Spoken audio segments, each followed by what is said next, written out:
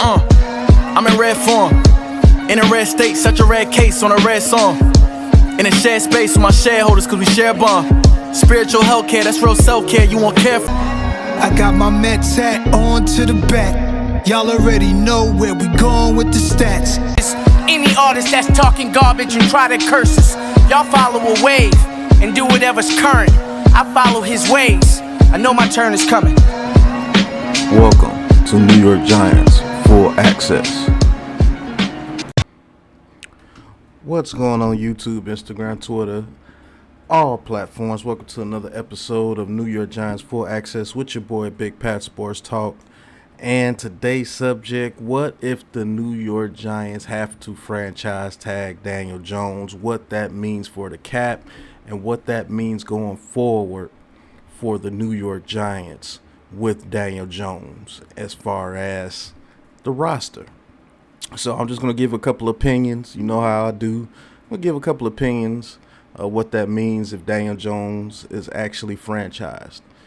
If Daniel Jones is franchised, that automatically takes $32.8 million off the cap immediately for the 2023 season. So what that means is if we have $44 million, if you take that 32.8, we'll have around 12 million, well, 11.2 million on the cap before we make any other moves if we just did that with DJ. So what that means is that 32 million comes off the cap directly in 2023. So that means that hinders us tremendously on trying to upgrade the roster outside of bringing Daniel Jones back. And I think that's the worst case scenario in this situation with trying to bring Daniel Jones back and trying to keep a competitive roster moving forward. Yes, we did win a playoff game this year, but this roster needs major upgrades, and $32.8 million coming off the books immediately for 2023 because there's no budging, there's no pushing the money out, there's no getting around taking $32 million off when it comes to the franchise tag. So that means that it's Daniel Jones and pretty much a couple of moves here and there. And what that means is that may jeopardize Saquon Barkley's contract status with the New York Giants, and you can't franchise tag Daniel Jones and Saquon, so Saquon will be able to test the market, and our chances of bringing him back are very, very slim. Because if he gets out there and test the market, he's going to get that contract that he wants, and it just won't be enough money to move around. As far as upgrading the receiver position, won't be able to do that in free agency. Won't be able to upgrade the linebacker position the way that I would want us to upgrade.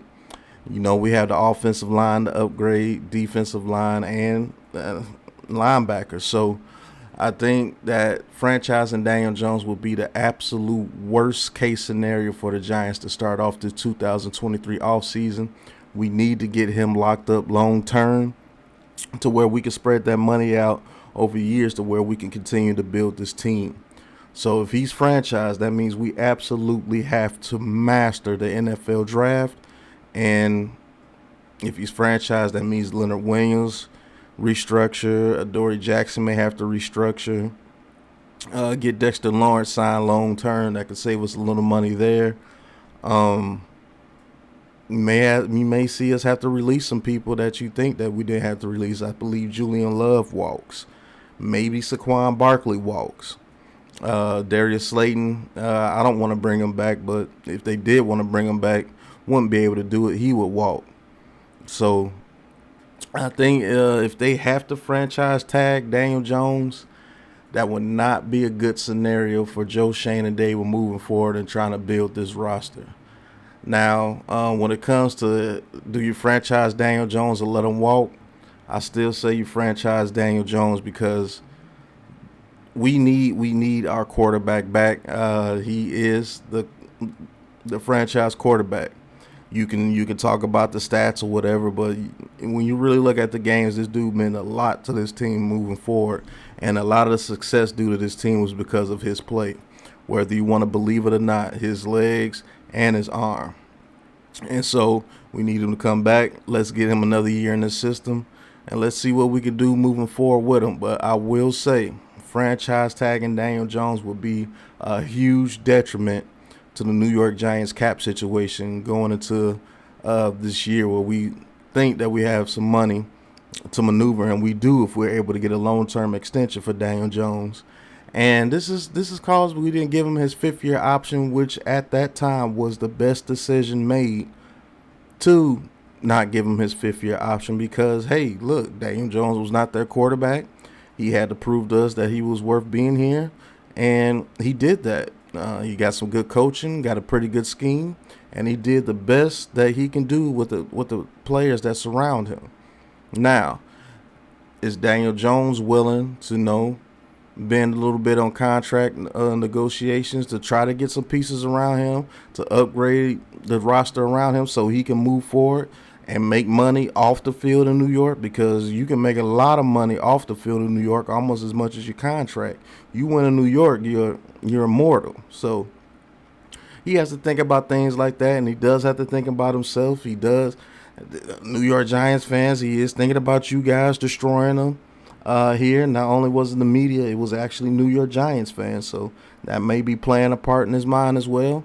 And I think he just wants to get what he's deserved. So I know the Giants are not lowballing him, but I'm looking for him to get close to $40 million a year, especially with signing what athletes first. They get their athletes the money. That's why they're called athletes first. So, yes, it will be about the money moving forward. But honestly, I do not think franchising Daniel Jones is the best move going forward. I think it would be an unfortunate situation, because that would hinder our cap this year tremendously, and we may lose some key people if we have to franchise Daniel Jones. So, not wanting to be in management shoes right now, because, man, that's a murky situation. But let's get the contract done.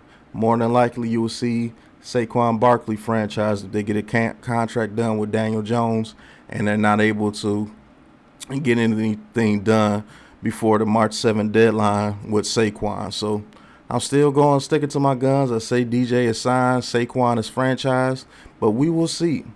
Moving forward, wish everybody luck. Hopefully they have great negotiations and we can make this thing work and move forward with our 2 pillars. But if not, I'm going to go with whatever they go with, because you don't have a choice. But thank you guys for watching. Hit that like button, hit that subscribe button, hit that big blue join button if you want to join the Big Blue crew and talk your talk with Big Pat Sports Talk and support the channel. Thank you guys so much. Over 3,000 subscribers.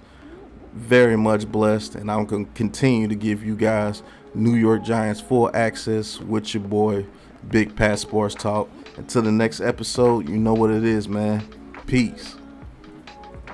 This is a Big Blue Crew production.